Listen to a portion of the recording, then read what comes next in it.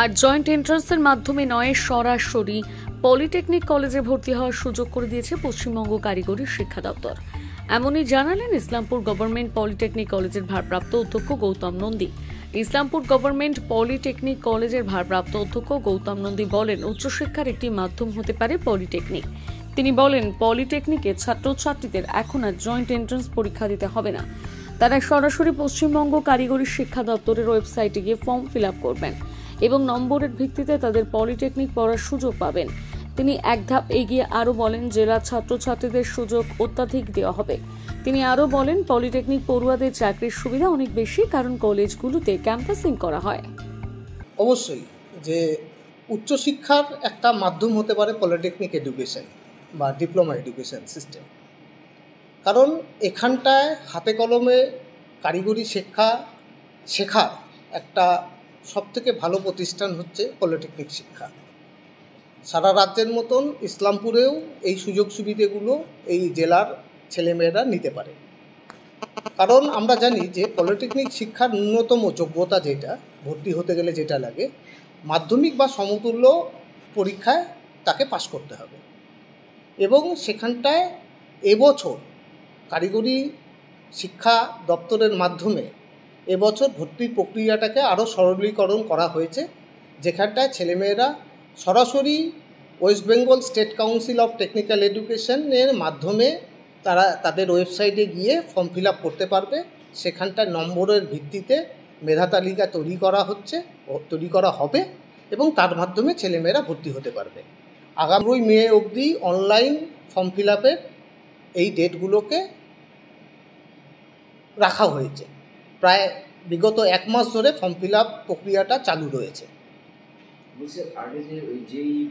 এবছর যেমন কারিগরি, যেটা বললাম যে কারিগরি শিক্ষা দপ্তরের অধীনে পলিটেকনিক যে শিক্ষা কেন্দ্রগুলো রয়েছে, এবছর সরাসরি কোনো জেক্সপো বা জয়েন্ট এন্ট্রান্সের মাধ্যমে এবার ভর্তি হবে না। এবার ভর্তি হবে সরাসরি নম্বরের ভিত্তিতে। ওয়েবসাইটে আমাদের যে West Bengal state council of technical education and vocational এডুকেশনের যে ওয়েবসাইট আছে, ওয়েবসাইটে অনলাইন অ্যাপ্লিকেশন করবে। অনলাইন অ্যাপ্লিকেশনের মাধ্যমে মেধা তালিকা তৈরি করা হবে, তার মাধ্যমে ভর্তি হতে পারবে। এবং যেটা এবার সুযোগ একটা তৈরি করে দেওয়া হয়েছে, যাতে বেশি করে জেলার ছেলেমেয়েরা সুযোগ পায়, সেজন্য জেলার কোটা এবার 50% জেলার কোটা রাখা হয়েছে। হ্যাঁ, অবশ্যই, কারণ বিগত দিনে যেই আমরা এখানটা জব ফেয়ার করেছিলাম, সেখানটায় আমাদের এখানকার বা যে 5th সেমিস্টার বা 6th সেমিস্টারের ছেলেমেয়েরা যারা আছে, প্রায় 100% চাকরি পেয়েছে। এবং শুধু তাই নয়, মানে অত্যন্ত আনন্দের সঙ্গে জানাচ্ছি, এই ইসলামপুর পলিটেকনিকে মানে আমাদের ছাত্রদের হাতে একাধিক চাকরির অফার এই মুহূর্তে রয়েছে। আগামী দিনে আরও ক্যাম্পাস ইন্টারভিউ হবে। এর মাধ্যমে ছেলেমেয়েরা সরাসরি চাকরি জগতে বা তাদের প্রফেশনাল জগতে সরাসরি প্রবেশ করতে পারবে। এবং এর থেকেও বড় সুবিধে হচ্ছে যে সরকার অনুমোদিত বিভিন্ন যে ইঞ্জিনিয়ারিং কলেজগুলো রয়েছে, যেখানটায় বিটেক ডিগ্রি করানো হয়, সেখানটায় সেকেন্ড ইয়ারে সরাসরি পলিটেকনিক পাস করে ছেলেমেয়েরা ভর্তি হতে পারবে, উচ্চশিক্ষায় আরও সুযোগ পাবে।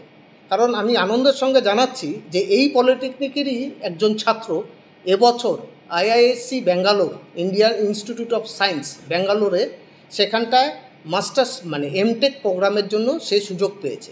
তার মানে এই সুযোগটা কিন্তু ছাত্রদের হাতে রয়েছে।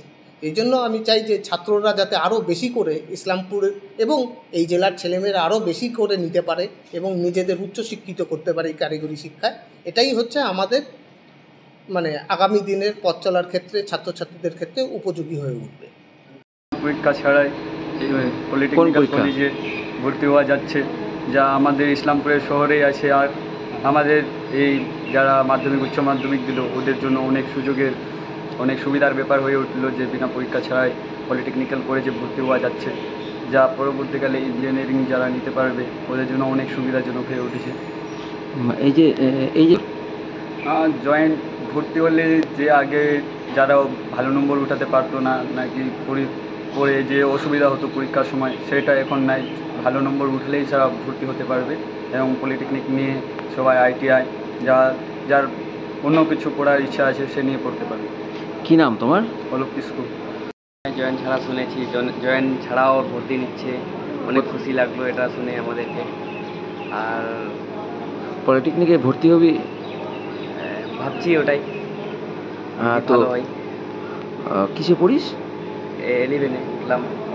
আচ্ছা, তো এই যে পলিটেকনিকে পড়ার পরে ইঞ্জিনিয়ারিং হয়ে যাবে, এটা কি মনে হয় ছাত্রছাত্রীরা উপকৃত হবে?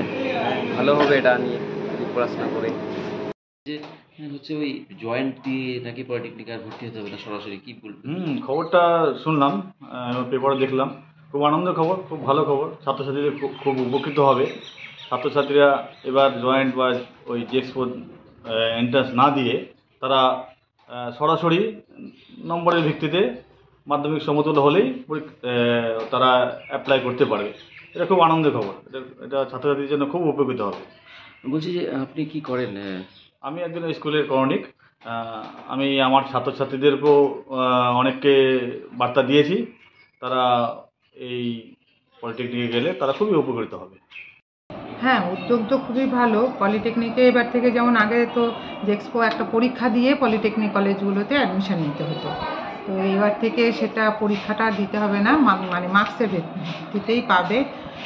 মাধ্যমিকের মার্কসের ভিত্তিতে। পলিটেকনিকটা তো মাধ্যমিকের পরেই করা যায়। আর উচ্চ মাধ্যমিক পাস যারা, তারা যদি পলিটেকনিক নিয়ে পড়তে চায় তাহলে তাদেরকে 1 বছর কম পড়তে হবে। 3 বছরের কোর্স, তাহলে ওদের 2 বছর পড়লেই হবে। এটা খুবই ভালো একটা উদ্যোগ। এখন কতটা প্রথম তো শুরু হচ্ছে, কতটা সাড়া পড়বে জানি না, কিন্তু উদ্যোগটা খুব ভালো। ম্যাডাম, ছাত্রছাত্রীদেরকে আপনি ছাত্রীদেরকে মেনলি আপনি বলছেন এই বিষয়গুলো? হ্যাঁ, ছাত্রীদের সেদিন ওনারা যেদিন এসেছিলেন, কিছু ছাত্রী ছিল স্কুলে, সেদিন বলা হয়েছিল। আর কিছু ওনারা লিফলেটও দিয়ে গেছিলেন।